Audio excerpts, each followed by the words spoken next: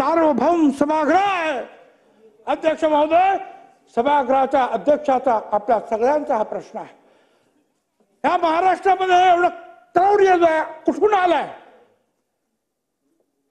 काय याच्या पाठीमागे कुठल्या शक्ती आहे?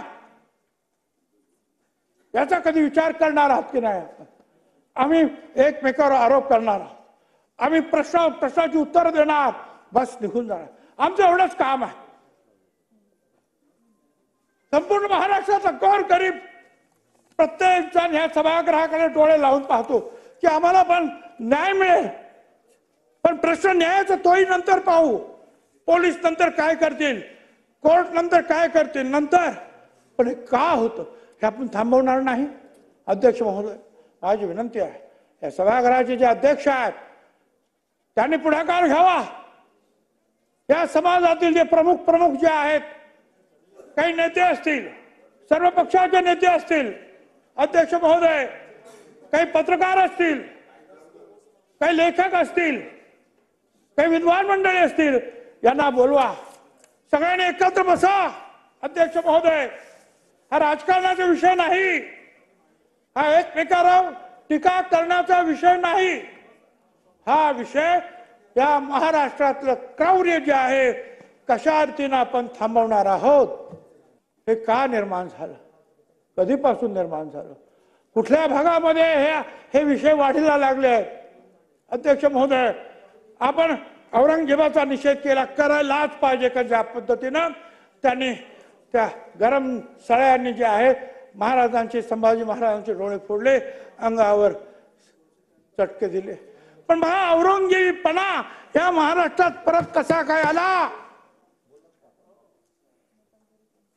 बरं, हा एकच माणूस असेल का? कोळसे जमवणारे, ते कोळसे पेटवणारे, त्या माणसाला मारणारे, त्याला पालतो पाडणारे, त्याला परत चटके देणारे किती लोक असतील, ते सगळे बघत बसले। ही जी प्रवृत्ती जी आहे ही महाराष्ट्राची संस्कृती नाही अध्यक्ष महोदय।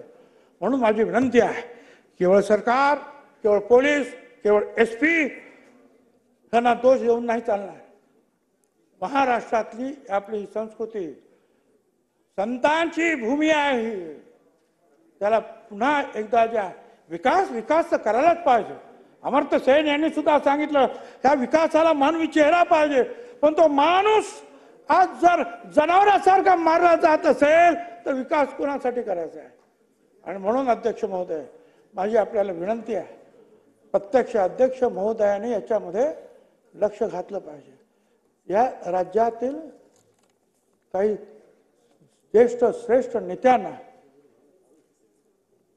काही वर्तमानपत्रातील काय असतील उत्तम विचार करणारे, त्यांना आता आपलं जे आहे साहित्य संमेलन झालं, अतिशय ताराबाई त्या काय सुंदर बोललं, त्या सगळ्यांना बोलवा। टाइम संपला आहे, मागची खूप ओरड होते, 25 मिनिटं झाले, थोडक्यात पॉइंटेड घ्या ना।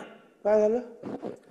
आपले 25 मिनिटं झालेले आहेत, धन्यवाद। पाठीमागच्या लोकांना थोडी संधी मिळाली पाहिजे। सांगायचंय हे सगळं आपण बोलत राहू, परंतु अध्यक्ष महोदयाने महाराष्ट्रातल्या तमाम ह्या लोकांना एकत्र घेऊन हे क्रौर्य कसं संपुष्टात येईल आणि हे जे चटके देणं काय आणि काय करणं, आणि त्या देशमुख असेल, तो माऊली सोट असेल, हा बोराडे असेल, आणखीन कोणी असेल, तो सुमोज काय सूर्यवंशी असेल, हे प्रकार जे आहेत या राज्याला बिलकुल शोभत नाहीत, एवढंच मला सांगायचं आहे। आणि त्यासाठी या सभागृहाच्या अध्यक्षाने पुढाकार घ्यावा ही विनंती करण्यासाठी मी उभा होतो। पुन्हा एकदा राज्यपालांच्या अभिभाषणाबद्दल मी अभिनंदन करतो।